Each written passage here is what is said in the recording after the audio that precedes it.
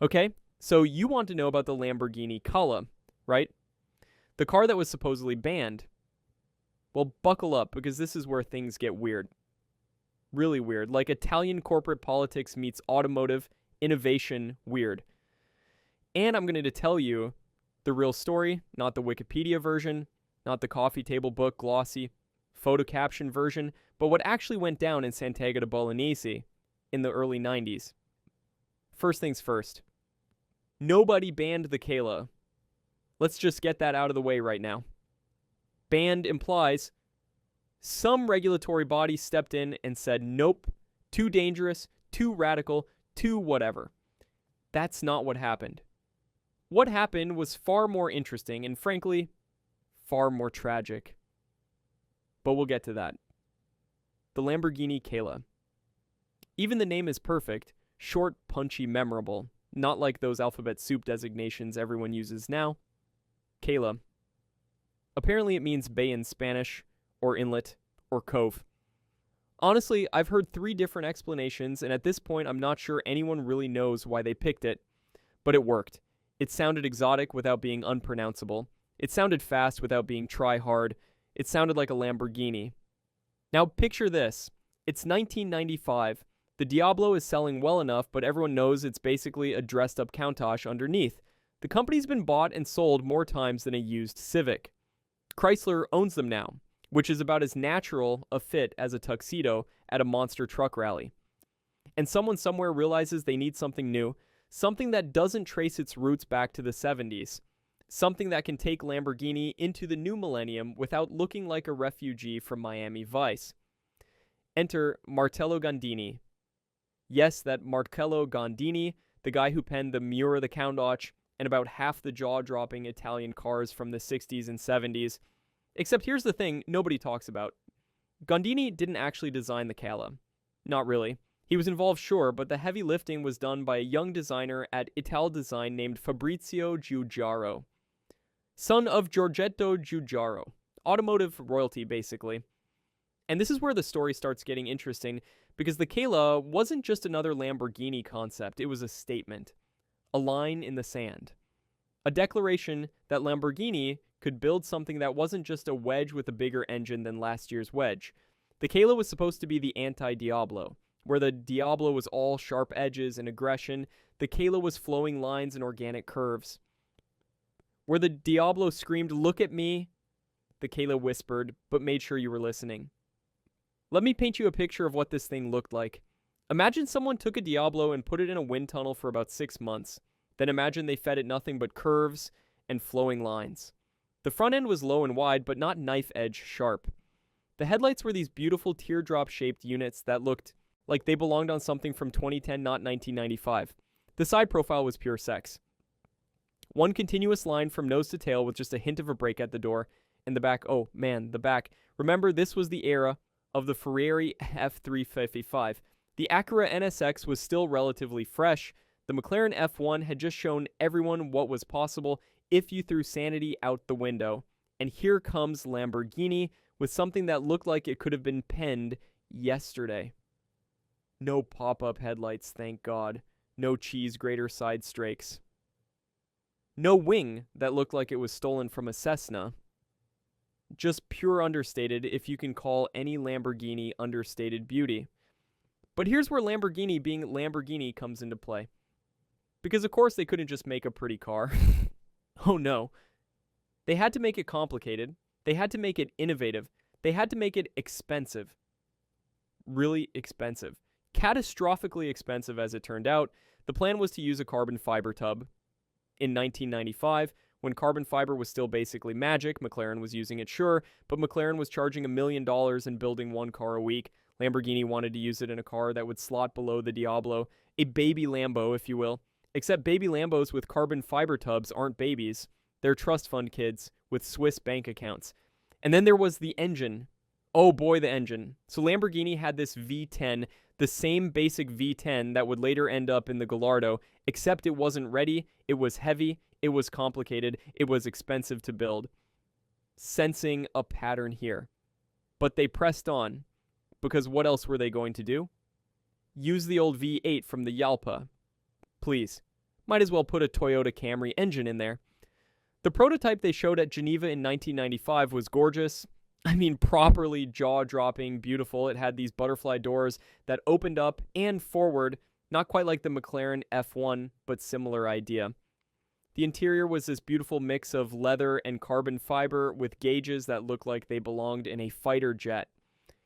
Everything was driver-focused, everything was purposeful, everything was expensive.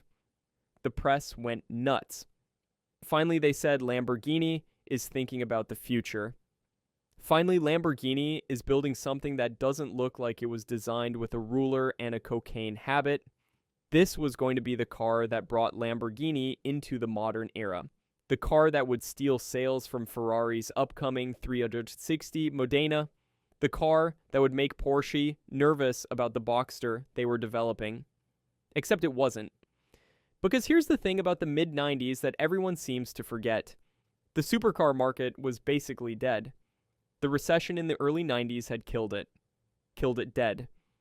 Ferrari was selling a few hundred cars a year globally. Lamborghini was doing even worse. Pagani was still a guy in a shed with a dream. Koenigsegg hadn't even been founded yet. This was not the time to be developing an all-new platform with exotic materials and unproven technology. This was the time to be counting pennies and hoping you survived long enough for the market to recover. But Lamborghini being Lamborghini, they pressed ahead. Because of course they did. The development costs were astronomical. We're talking tens of millions of dollars just to get to the prototype stage, and that was before they even figured out how to actually build the thing. Carbon fiber tubs sound great until you realize you need autoclaves the size of shipping containers. You need technicians who know what they're doing. You need quality control that makes normal car building look like playing with Legos. And all for what? A car that would have been priced somewhere between the existing Diablo and where they hoped the entry-level market would be. Except that market didn't exist. It was a phantom. A mirage. A beautiful Italian fever dream that made sense on a whiteboard in Sant'Agata, but nowhere else.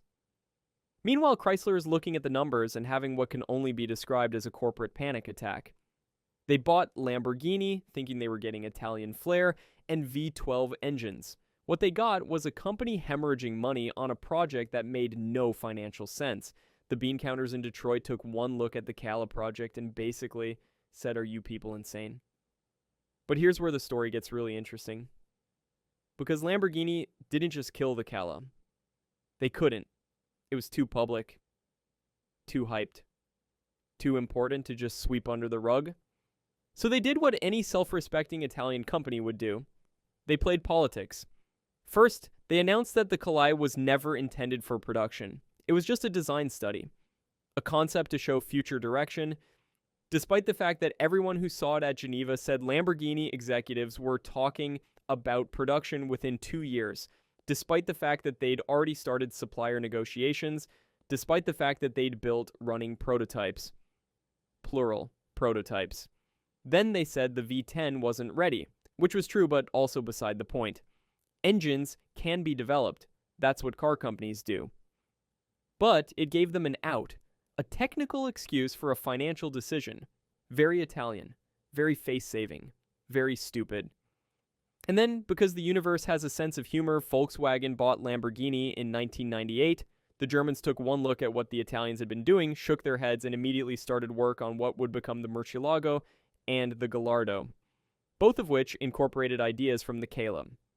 The Gallardo especially was basically the Cala reimagined with German pragmatism and a budget that made sense. But the Cala itself, the original, the pure vision, that was dead. Killed not by regulations or safety standards or being too radical for the market. Killed by accountants and spreadsheets and brutal reality that building supercars in the 90s was a great way to lose money fast. The really tragic part is that Lamborghini was right. They were just early. Look at every supercar that came out in the late 90s and early 2000s. Flowing lines, integrated aerodynamics, carbon fiber structures, high-revving naturally aspirated engines. The Cala predicted all of it. It was a greatest hits album released before any of the songs had been written. And now, we get to the part that really burns me up. The what-if game. What if Chrysler had deeper pockets? What if the economy had recovered faster? What if Lamborghini had found a way to build it cheaper? What if? Imagine a world where the Cala went into production in 97 or 98. Imagine it hitting the market just as the dot-com boom was creating a whole new class of young rich buyers. Imagine it competing with the Ferrari 360, with the Porsche 996 Turbo, with the Honda NSX. It would have changed everything. Lamborghini would have had a genuine entry-level car that wasn't a parts bin special. They would have had technology and design language that could have filtered up to the Diablo replacement. Instead, we got the Gallardo in 2003. A great car, don't get me wrong, but also a very Volkswagen Lamborghini, engineered to within an inch of its life. Reliable, predictable, profitable. Everything the Cala wasn't. Everything Lamborghini traditionally wasn't. And look, I understand why Volkswagen did what they did.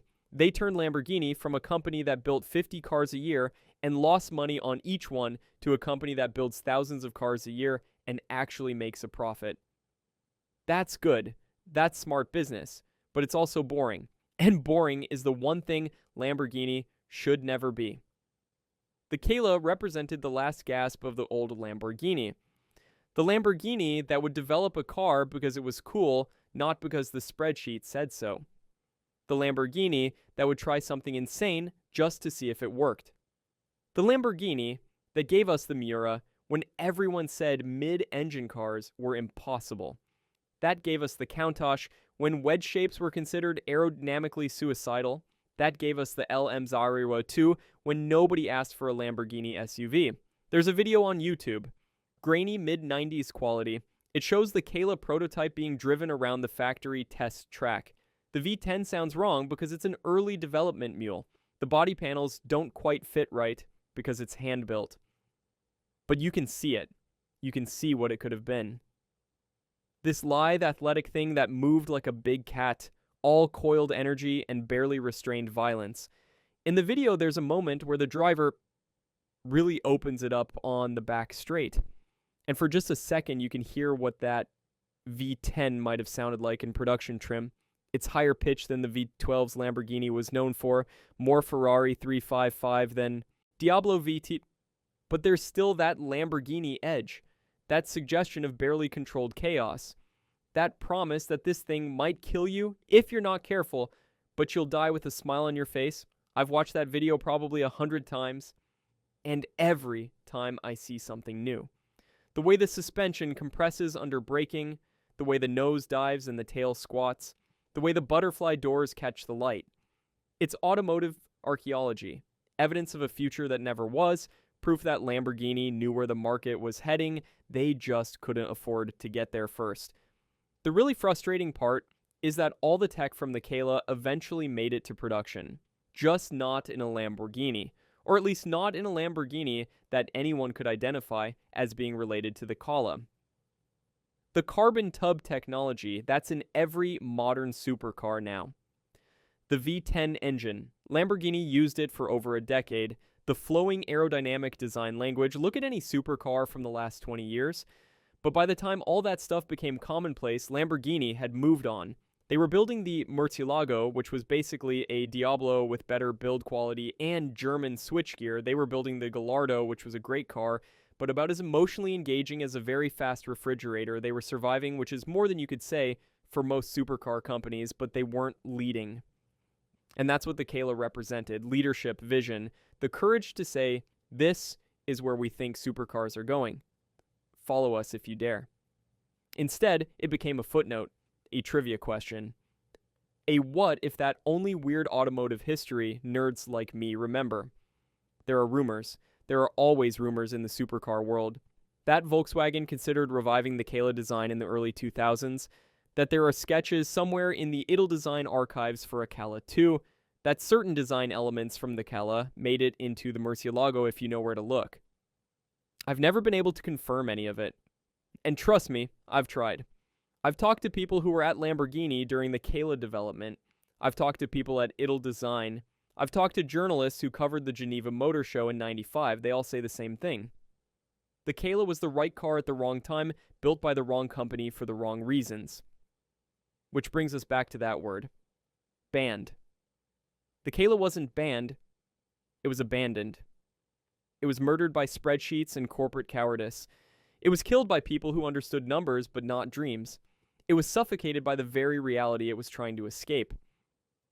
But maybe that's too harsh. Maybe Chrysler was right to kill it. Maybe it would have bankrupted Lamborghini. Maybe the technology wasn't ready. Maybe the market really wasn't there. Maybe. Or maybe we just live in the wrong timeline. The one where accountants make the decisions and visionaries get overruled. The one where the safe bet always wins. The one where the Lamborghini Cala exists only as a Wikipedia entry and a few grainy photos from a motor show 25 years ago. I prefer to think of it differently. I prefer to think that somewhere in a parallel universe, there's a version of me driving a Cala through the Italian Alps, the V10 screaming behind my head, the carbon fiber chassis communicating every nuance of the road, the butterfly doors making every fuel stop an event. In that universe, Lamborghini took the risk. Chrysler backed the vision. The market rewarded courage. In that universe, the Cala is a legend, a turning point. The car that proved Lamborghini could evolve without losing its soul. The car that showed the world that Italian passion and cutting-edge technology weren't mutually exclusive. The car that made Ferrari nervous and Porsche jealous and everyone else irrelevant. But we don't live in that universe. We live in this one. The one where the Cala is a curiosity. A might have been. A reminder that even in the supercar world, the bold don't always win. Sometimes they just run out of money. And yet, the Cala still matters. It matters because it shows what's possible when engineers and designers are allowed to dream. It matters because it predicted the future, even if it couldn't participate in it. It matters because every time I see a modern Lamborghini, I see a little bit of the Cala in it. The commitment to aerodynamic efficiency, the use of advanced materials, the understanding that a supercar needs to be more than just a big engine and a wild shape, the Huracan that replaced the Gallardo. That's the Cala's spiritual successor. It's got the V10, it's got the advanced chassis, it's got the flowing lines, it's even got optional carbon fiber bits if you're willing to pay for them. It's everything. The Cala promise delivered 20 years late, but better late than never, I suppose. And now Lamborghini is building hybrids. The Revuelto is here. 12 cylinders plus electric motors, 800 horsepower plus, carbon fiber everywhere. Technology that makes the Cala look like a Stone Age relic. And yet I can't help but think the Cala walked so the Revuelto could run, that without that failed experiment in the mid-90s, Lamborghini might never have had the courage to embrace the future. That's the thing about failure in the automotive world. It's not really failure if you learn from it. And Lamborghini learned. They learned that you can't be too far ahead of the market. They learned that vision without resources is just hallucination. They learned that sometimes the best ideas need to wait for their moment. The Cala never got its moment, not in the way it deserved. But its influence lives on. Every time Lamborghini introduces a new model that pushes boundaries, every time they use advanced materials or innovative packaging, every time they prove that Italian supercars can be more than just beautiful noisemakers, that's the Cala's legacy. So no, the Lamborghini Cala wasn't banned. It wasn't too radical for the 90s market. It was too expensive too early and too ambitious for a company that couldn't afford ambition. It was a beautiful dream that ran headlong into ugly reality. It was proof that in the car business, like everywhere else, timing is everything, and Lamborghini's timing sucked. But God, what a beautiful failure it was.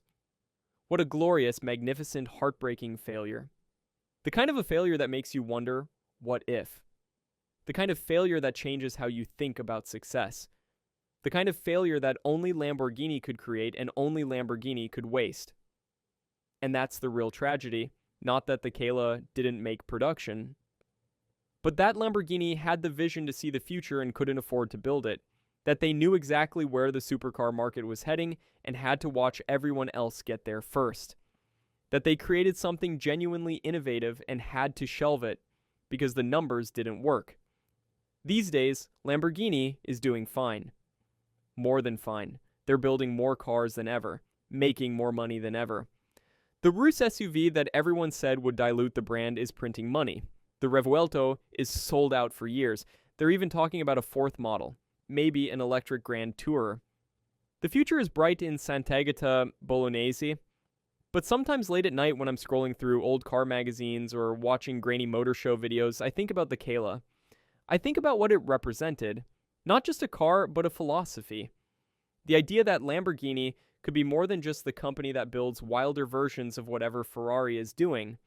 The idea that innovation could come from Italy, not just Germany or Japan. The idea that beauty and technology could dance together instead of fighting. The Cala was all of that. And it was none of that because it never got the chance to be anything. It exists now only in our imagination. In the collective memory of car nerds who remember when Lamborghini tried to change the game and came up just short. Who remember when the future had butterfly doors and a V10 that sang like a Ferrari but punched like a Lamborghini. So pour one out for the Lamborghini Cala. The car that wasn't banned but might as well have been. The car that was too radical, not for the market, but for its own maker's bank account. The car that predicted the future but couldn't afford to participate in it. The car that proves sometimes being right isn't enough if you're right at the wrong time. And maybe that's the lesson. Maybe that's what the Cala teaches us. That in the car business, like in life, timing is everything. That vision without resources is just daydreaming. That even Lamborghini, the company that put a V12 in a tractor and called it a supercar, has limits. But also that those limits are temporary. That what's impossible today might be inevitable tomorrow. That failure isn't the end of the story, just a chapter you'd rather skip. That sometimes the cars that don't get built are as important as the ones that do. The Lamborghini Cala, 1995 to 1995. Born at the Geneva Motor Show. Died in a conference room. Survived by its ideas, its influence, and the stubborn belief that somewhere out there in the multiverse, there's a version that made it to production. And who knows? Maybe one day Lamborghini will build a limited run of Cala recreations. They're doing it with the Countach. They brought back the Mura for a few special customers. Maybe the Cala will get its moment. Maybe some billionaire will commission it, all designed to build them one. Maybe the future will finally catch up to what Lamborghini imagined 30 years ago. Or maybe not. Maybe the Cala will remain what it is. A beautiful ghost. A reminder that even legends fail sometimes. A proof that in the supercar world, courage isn't always rewarded and vision isn't always enough. But that doesn't make it any less special.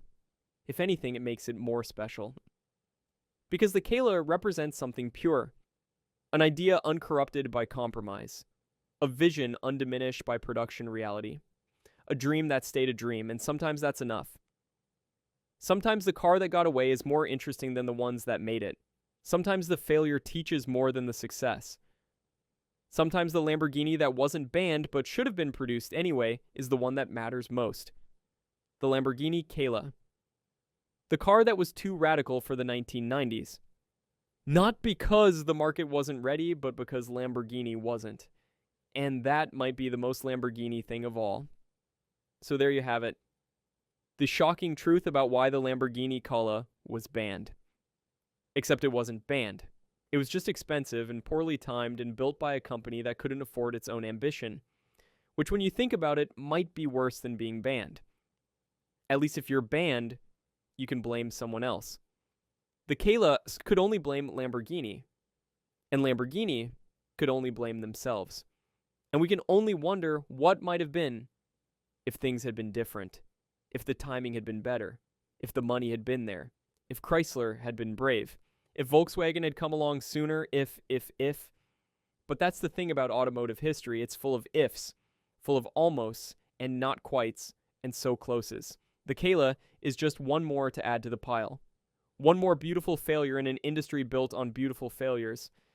And maybe that's okay. Maybe we need the Callas of the world to remind us that not every great idea makes it, that not every vision becomes reality, that sometimes the best cars are the ones that exist only in our imagination. The Lamborghini Cala. The greatest Lamborghini never built. The future that never was. The car that was too radical for the 90s because the 90s weren't radical enough for it. Rest in peace. Cala, you deserved better. We all did.